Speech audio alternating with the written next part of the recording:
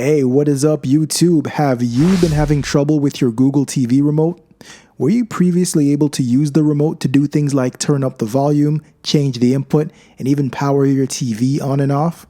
But maybe you purchased a new TV, and for whatever reason, those functions refuse to work on the new TV. Well, no worries. I'll show you how you can reprogram your Chromecast remote buttons to work with the TV once again. Start off by going into Settings. Then scroll down to Remote and Accessories and click to open it. Scroll down to Set up Remote Buttons and click to open that. Click on Add Device, then click TV. Scroll down to your TV's manufacturer and click to select it.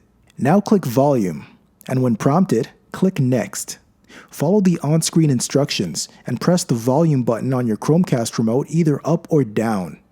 If you can successfully change the volume, then click Next.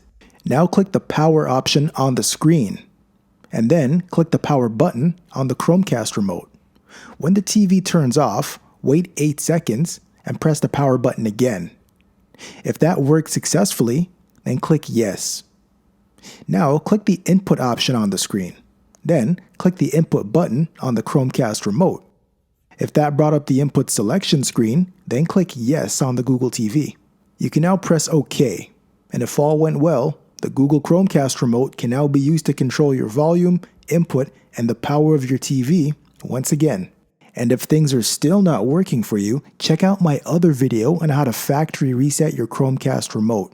And if all else fails, I have a link in my description that you can use to buy a replacement remote. Thank you very much for watching my video, guys. If you found this helpful, please click the like button. If you want to see more videos like this, subscribe by clicking my logo at the bottom right of this video. Don't forget to click the notification bell to be notified when I drop a new video.